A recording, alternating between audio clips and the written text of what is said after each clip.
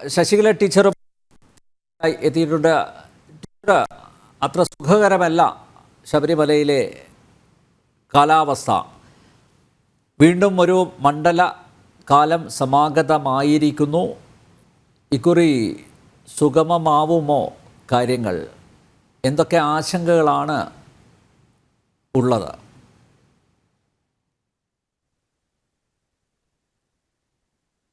Teacher ഒന്ന് admit ചെയ്യാമോ? Teacher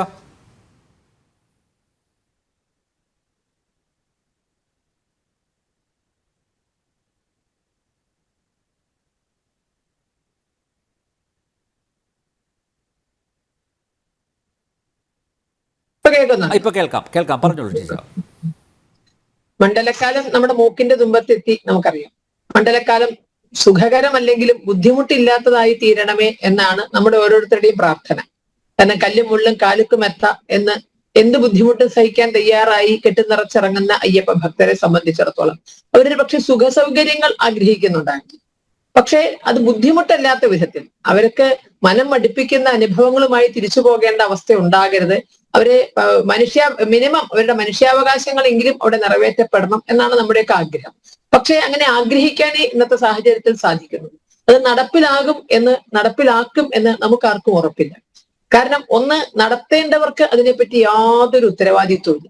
അപ്പൊ നമുക്കറിയാം, 12 വർഷത്തിലൊരിക്കൽ നടക്കുന്ന കുംഭമേളയില് വരുന്ന ഭക്തജന ലക്ഷങ്ങൾ എത്രയാണോ അത്രയും ഒരു പക്ഷേ 12 വർഷം കൊണ്ട് ശബരിമലയിൽ വന്നു പോകുന്നുണ്ടാകും. വളരെ പ്രധാനപ്പെട്ട തീർത്ഥാടന കേന്ദ്രമാണ് ശബരിമല. പക്ഷേ നമ്മൾ ഒരിക്കലും ഒരു മകരവിളക്ക് കഴിഞ്ഞാൽ ശബരിമലയെ പറ്റി പിന്നെ നമുക്ക് ആകെ കേൾക്കുന്നത് വരുമാനത്തെ പറ്റിയുള്ള ചില വാർത്തകൾ മാത്രമാണ്. ആ മകരവിളക്ക് സമാപിച്ചു കഴിഞ്ഞാൽ അടുത്ത മണ്ഡലത്തെ വരവേൽക്കാൻ വേണ്ടിയുള്ള ദീർഘകാലമായ ഒരു പദ്ധതികളും ഒരു ഭാഗത്തു നിന്ന്. ശാശ്വതമായി പരിഹാരം കാണേണ്ട വിഷയങ്ങൾ ഉണ്ടാകും, താൽക്കാലികമായി കാണേണ്ട വിഷയങ്ങൾ ഉണ്ടാകും. ഇതിനെപ്പറ്റി ഒന്നും ഒരു പ്ലാനിങ്ങും ഇല്ലാതെ തുലാമാസമാകുമ്പോഴാണ് പലപ്പോഴും ഓടിപ്പടച്ച് എന്തെങ്കിലുമൊക്കെ അവലോകന യോഗങ്ങൾ എന്നൊക്കെ പറഞ്ഞ് എന്തെങ്കിലുമൊക്കെ നടത്തി വരുന്ന പോലെ കാണാം എന്ന നിലയ്ക്കുള്ള ഈ തീർത്ഥാടനത്തെ നേരിടുക മാത്രമാണ് ഇതിന്റെ അധികൃതർ ചെയ്യുന്നത്. അതിനൊരു പ്രധാന കാരണം അവർക്ക് ഭക്തിയോ വിശ്വാസമോ അയ്യപ്പ ഭക്തർ സ്വന്തമാണ് എന്ന തോന്നലോ ഇല്ല. വെറും അവർക്കൊക്കെ അധികാരം കൈയാളാനും അല്ലെങ്കിൽ കിട്ടുന്ന കമ്മീഷനുകൾ അടിച്ചു മാറ്റാനും ഏതൊക്കെ സംവിധാനത്തിൽ നിന്ന് അതിന് എന്തൊക്കെ ഊരാൻ പറ്റുമോ അതൊക്കെ എടുക്കുക. പകരം MLA മോഹികളായ അല്ലെങ്കിൽ ഏതെങ്കിലുമൊക്കെ പദവികൾ മോഹിച്ച ഭൈമി കാമുകന്മാർക്ക് ഏതെങ്കിലും ഒരു പദവിയിൽ ഇരുത്തുക. ദേവസ്വം ബോർഡിന്റെ പ്രസിഡന്റായോ മറ്റെന്തെങ്കിലുമൊക്കെ ഇപ്പൊ കാല് മാറി വരുന്നവരെയൊക്കെ എവിടെയെങ്കിലുമൊക്കെ അക്കോമഡേറ്റ് ചെയ്യണമല്ലോ. അപ്പൊ അതിനൊക്കെ ഒരു സംവിധാനം മാത്രമായിട്ടാണ് അവർ ദേവസ്വം ബോർഡിനെ കാണുന്നത്. അപ്പോ അതിന് കാരണം അയ്യപ്പ ഭക്തരോടൊരു മമതയില്ല, സ്വന്തം എന്ന തോന്നലില്ല, ഭക്തിയില്ല, വിശ്വാസമില്ല, അയ്യപ്പന്റെ സ്നേഹം ഒന്നുമില്ല. അപ്പൊ അത്തരക്കാർ കൈകാര്യം ചെയ്യുമ്പോൾ എന്ത് വരുമോ അത് തന്നെയാണ് ഇപ്പോഴും വരുന്നത്. അപ്പൊ നമുക്കറിയാം എന്തൊരുക്കമാണ് അവിടെ ചെയ്തിരിക്കുന്നത് എന്നതിന് തുലാമാസത്തിൽ നട തുറന്നപ്പോൾ നമ്മൾ കണ്ടു എല്ലാ ഒരുക്കങ്ങളും പാളിപ്പോയി എന്നുള്ളത്. കാരണം മണ്ഡലം അടുത്ത് നിൽക്കി ഒരു മാസം ഇപ്പുറയാണ് അതും വലിയ വിവാദങ്ങൾ ഉണ്ടാക്കി. വെർച്വൽ ക്യൂ മാത്രം മതി, സ്പോട്ട് ക്യൂ വേണ്ട എന്നൊക്കെ പറഞ്ഞുകൊണ്ട് വളരെ ഗംഭീരമായ വിവാദങ്ങൾ ഉണ്ടാക്കി. നമ്മൾ വിചാരിച്ചത് വെർച്വൽ ക്യൂ മാത്രം മതി എന്ന് പറഞ്ഞപ്പോ എത്ര പേര് വരുന്നു എന്നൊക്കെ കൃത്യമായി അറിഞ്ഞ് അവർക്ക് വേണ്ടുന്ന എല്ലാ സംവിധാനവും ഒരുക്കാൻ വേണ്ടിയാണ്. പക്ഷെ എന്താണ് സംഭവിച്ചത്? എല്ലാ ഒരുക്കങ്ങളും പാളിപ്പോയി. കുടിവെള്ളം കിട്ടാതെ, മര്യാദക്കൊന്ന് വിശ്രമിക്കാൻ സാധിക്കാതെ, ഒന്ന് മൂത്രമൊഴിക്കാൻ പാകമില്ലാതെ മണിക്കൂറുകൾ അയ്യപ്പ ഭക്തന്മാർ ക്യൂവിൽ നിന്നു. അപ്പോ ഇത് എത്ര വട്ടം കണ്ടാലും പഠിക്കുന്നില്ല എന്നുള്ളത് എന്തുകൊണ്ട്? ഇതിനെന്തുകൊണ്ടൊരു ശാശ്വതമായ പരിഹാരത്തെ പറ്റി അതിനെപ്പറ്റി അറിയാവുന്നവരെ വെച്ചുകൊണ്ട് ഒരുപക്ഷെ രാഷ്ട്രീയക്കാർക്ക് ഇതെല്ലാം അറിഞ്ഞുകൊള്ളണം എന്നില്ല. അവരാണ് എല്ലാറ്റിനെയും ഉത്തരവാദി എന്ന് കാണിക്കുമെങ്കിലും അവർക്ക് അറിഞ്ഞുകൊള്ളണമെന്നില്ല. ഈ അറിയുന്നവരെ സംബന്ധിച്ച് എന്തുകൊണ്ടൊരു ദീർഘകാല പദ്ധതി അവിടെ ഉണ്ടാക്കുന്നില്ല? ഈ തിരക്കൊഴിവാക്കാനും അല്ലെങ്കിൽ അയ്യപ്പ ഭക്തർക്ക് പരമാവധി അവരുടെ ആവശ്യങ്ങൾ നിറവേറ്റാൻ വേണ്ടുന്ന കാര്യങ്ങൾ ചെയ്തു കൊടുക്കാനും എന്തുകൊണ്ടൊരു ദീർഘകാല പ്രൊജക്ട് അവിടെ വരുന്നില്ല? കൊടുത്ത നമുക്കറിയാം, ശ്രീമദ് സത്യാനന്ദ സരസ്വതി തൃപ്പാദങ്ങളൊക്കെ സമർപ്പിച്ച ഹരിവരാസനം പ്രൊജക്ട് അടക്കമുള്ളവ ഇതൊന്നും വേണ്ടത്ര ഗൗരവത്തിൽ അവിടെ എടുക്കുന്നില്ല. ഒന്ന്, മറ്റാരെയും ഇതിലേക്ക് ഇടപെടാൻ സമ്മതിക്കൂല, അവരൊട്ട് ചെയ്യൂല. അയ്യപ്പ ഭക്തർക്ക് ഒരു തുള്ളി വെള്ളം കൊടുക്കാൻ പോലും ഭക്തജന സംഘടനകൾക്ക് അവകാശമില്ല എന്നാണ് പറയുന്നത്. കോടതിയെ തെറ്റിദ്ധരിപ്പിച്ചുകൊണ്ട് പല വിധത്തിലുള്ള വിധിന്യായങ്ങൾ മേടിച്ചെടുത്തു വരികയാണ്. അപ്പോ ഈ ഭക്തജന സംഘടനകളെ മുഴുവൻ മാറ്റി നിർത്തുന്നു, എന്നിട്ട് സ്വയം ചെയ്യാൻ കഴിയുന്നില്ല. അപ്പോ ന്യായമായൊരു സംശയമുണ്ട്, അയ്യപ്പ ഭക്തരെ വേദനിപ്പിക്കണം എന്ന ദുരുദ്ദേശം ഇവർക്കുണ്ട്. കാരണം സഹായിക്കാൻ ആരും പാടില്ല, ഞങ്ങളെ കൊണ്ടിട്ട് കൂട്ടിയാൽ പറ്റൂല, വേറൊരാൾ സഹായിക്കാനും പാടില്ല എന്ന് പറയുമ്പോൾ അയ്യപ്പ ഭക്തർ ബുദ്ധിമുട്ടണം എന്നവര്, കുടിവെള്ളം പോലും കിട്ടാതെ ബുദ്ധിമുട്ടണം എന്നവർ ചിന്തിക്കുന്നു. കുഞ്ഞുകുട്ടി പരാധീനങ്ങളുമായിട്ടാണ് വരുന്നത്. ആ കുട്ടികൾക്കെങ്കിലും അത്യാവശ്യം വേണ്ടുന്ന അവർക്കൊരു ശുദ്ധവായുവെങ്കിലും കിട്ടാൻ പറ്റുന്ന വിധത്തിൽ ക്രൗഡ് മാനേജ്മെന്റ് ചെയ്യാൻ എന്തുകൊണ്ട് സാധിക്കുന്നില്ല? ഈ തിരക്ക് ഏറി വരുമ്പോൾ ഭക്തജന സംഘടനകളുടെയോ ഹൈന്ദവ സമൂഹത്തിന്റെയോ ഒന്നും തന്നെ അഭിപ്രായം ആരായാതെ അവിടെ 18-ാം പടിക്ക് മുന്നിൽ ഒരു നിർമ്മിതി ഉണ്ടാക്കി. അവിടെ പോകുന്ന അയ്യപ്പ ഭക്തരെല്ലാം പറയുന്നു പഴയ പോലെ വേഗതയിൽ അവിടെ കയറാൻ സാധിക്കുന്നില്ല. കാരണം ആ തൂണുകളൊക്കെ അവിടെ നിന്ന് കാരണം പഴയ പോലെ വേഗതയിൽ ഇപ്പൊ എത്ര തന്നെ പോലീസുകാർ വിചാരിച്ചാലും പഴയ പോലെ വേഗതയിൽ 18-ാം പടി കയറ്റി വിടാൻ സാധിക്കുന്നില്ല. അപ്പൊ എന്തിനു വേണ്ടിയായിരുന്നു ഇങ്ങനെ ഒരു നിർമ്മിതി? അപ്പൊ ഇത് ആരോട് അന്വേഷിച്ചിട്ട് ഇതിന്റെ ശാസ്ത്രീയത ഇത് ഇവിടെ നിർമ്മിച്ചു കഴിഞ്ഞാൽ അയ്യപ്പ ഭക്തർക്ക് ഇതുകൊണ്ട് ഉണ്ടാകുന്ന ബുദ്ധിമുട്ട് എന്താണ്? നമ്മൾ സാധാരണ ഓരോന്നിന് പറയുമ്പോൾ ആഘാത പഠനം നടത്തുക എന്നൊക്കെ പറയുമല്ലോ. അങ്ങനെ എന്തെങ്കിലും പഠനം നടത്തിയിട്ടാണോ അവിടെ ഏതെങ്കിലും നിർമ്മിതി, ഇതെന്നല്ല ഏതെങ്കിലും ഒരു നിർമ്മിതി അങ്ങനെയാണോ നടത്തിയിരിക്കുന്നത്? ഒരു 2-3 മാസത്തെ കാലയളവിനെ പറ്റിയുള്ള ഒരു പഠനം പോലും നടക്കുന്നില്ല. ശബരിമലയെ ഒക്കെ സംബന്ധിച്ചാണെങ്കിൽ ഒരു 50 കൊല്ലമെങ്കിലും ദീർഘവീക്ഷണത്തോടു കൂടിയാണ് അവിടെ ഓരോ പദ്ധതിയും ആസൂത്രണം ചെയ്യേണ്ടത്. അപ്പൊ അതൊന്നും നടക്കുന്നില്ല. ഇനി നമുക്ക് വലിയ പ്രതീക്ഷകളില്ല. ഏറ്റവും ചുരുങ്ങിയത് അയ്യപ്പ ഭക്തർക്ക് കുടിവെള്ളം, ഒന്ന് മൂത്രമൊഴിക്കാനുള്ള സൗകര്യം, വലിയ ദുരിതത്തിൽ തിക്കും തിരക്കിലും പെട്ട് അവർക്ക് കൂടുതൽ ശാരീരികമായ ബുദ്ധിമുട്ടുകളൊന്നും ഇല്ലാതെ ദർശനം നടത്തി പോരാനുള്ള ഒരു സംവിധാനം ഇത്രയെങ്കിലും ദേവസ്വം ബോർഡിന് എടുക്കാൻ സാധിക്കും. ഇത്രയെങ്കിലും ഇവിടുത്തെ പോലീസ് സംവിധാനമൊക്കെ ചേർന്നുകൊണ്ട് അവർക്ക് ചെയ്യാൻ കഴിയും. അവർക്ക് ചെയ്യാൻ കഴിയില്ലെങ്കിൽ മാറി നിൽക്കട്ടെ, ഭക്തജന സംഘടനകളെ ഏൽപ്പിക്കട്ടെ. ഇത് പണം ഉണ്ടാക്കാനുള്ള ഒരു സംവിധാനം മാത്രമല്ല. ഇപ്പൊ KSRTC തൊട്ട് എല്ലാവരും റെഡി, ആ ഒരുക്കമാണ് നടന്നിരിക്കുന്നത്. എല്ലാവരുടെയും ഒരു ശബരിമലയ്ക്ക് വേണ്ടുന്ന മുന്നൊരുക്കങ്ങളൊക്കെ നടത്തി എന്നുള്ള എന്ത് മുന്നൊരുക്കമാണ് നടത്തുന്നത്?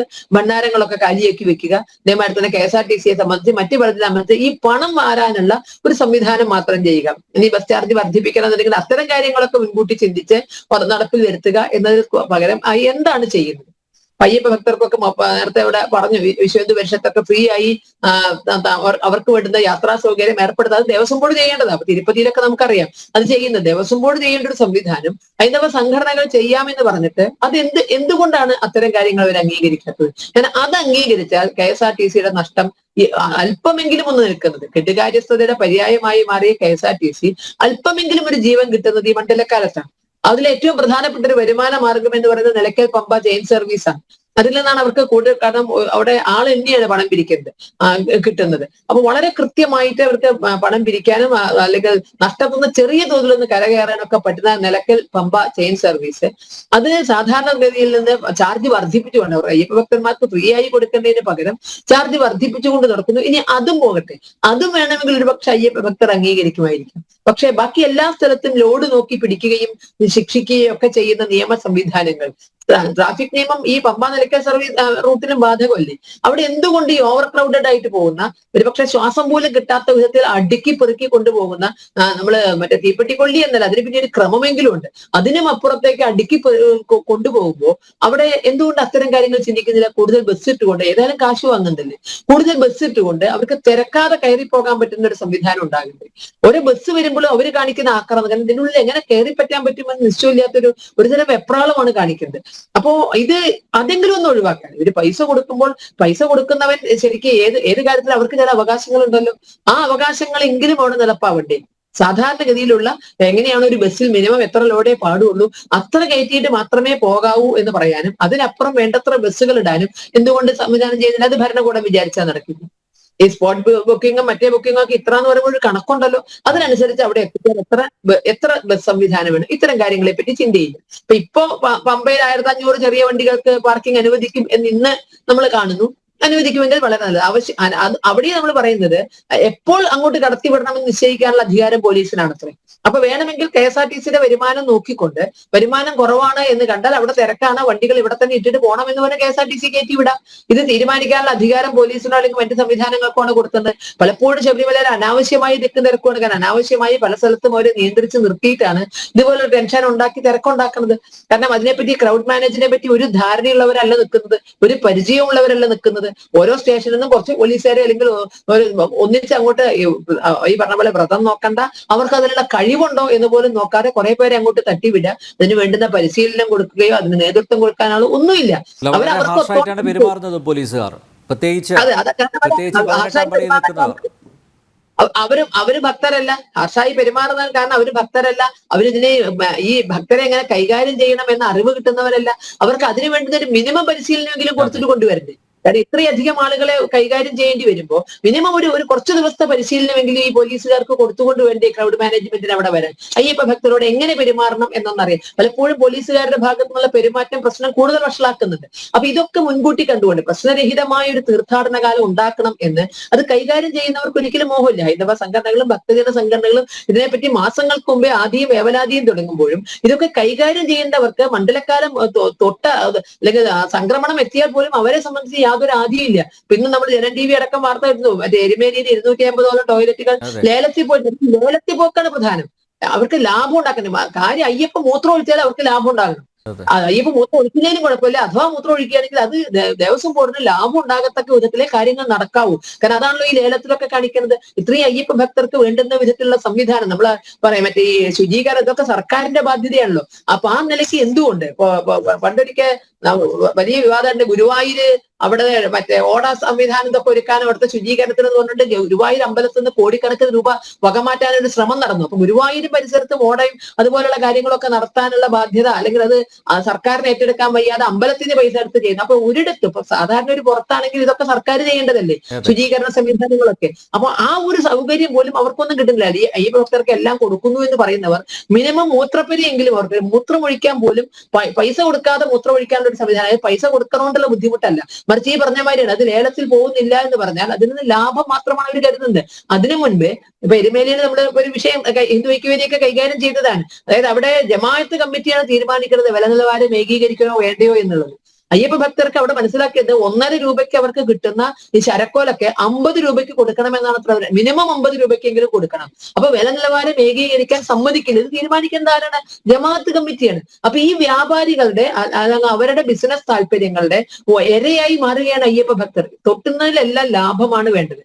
മിനിമം വേണ്ടുന്ന കാര്യങ്ങളെങ്കിലും ഇതുപോലെ ബിസിനസ് ആയി കാണാതെ അത് ഒരു സേവനം എന്ന നിലയിൽ അത് ഒന്നുകിൽ ദേവസ്വം ബോർഡ് ചെയ്യുക, അതല്ലെങ്കിൽ അതിന് സന്നദ്ധമായി വരുന്ന അയ്യപ്പ ഭക്തരെയോ ഭക്തജന സംഘടനകളെയോ അനുവദിക്കുക. അതിൽ നിന്ന് ലാഭം കൊയ്യാൻ ആരെയും അനുവദിക്കുക. ആ ലാഭം കൊയ്യുമ്പോഴാണ് ഇതുപോലുള്ള പ്രശ്നങ്ങളൊക്കെ ഉണ്ടാവുന്നത്. അപ്പോ ഇത് ഒഴിവാക്കണമെന്നുണ്ടെങ്കിൽ അയ്യപ്പ ഭക്തരോട് ഏതെങ്കിലും വിധത്തിൽ താല്പര്യമുള്ളവരായിരിക്കണം ഇതുപോലുള്ള കാര്യങ്ങളൊക്കെ ചെയ്യേണ്ടത്. 2018 നമ്മൾ കണ്ടതാണ് എങ്ങനെയൊക്കെ അയ്യപ്പ ഭക്തരെ പീഡിപ്പിക്കാം, എങ്ങനെയൊക്കെ ആചാരങ്ങൾ ലംഘിക്കാം, എങ്ങനെ അതിന്റെ പവിത്രത നശിപ്പിക്കാം എന്നതിൽ ഗവേഷണം നടത്തുന്നവരും അതിനുവേണ്ടി അത്യധ്വാനം ചെയ്യുന്നവരുമാണ്. അവരിൽ നിന്ന് നമുക്ക് ഒരിക്കലും നീതി പ്രതീക്ഷിക്കാൻ സാധിക്കില്ല. ഓക്കെ.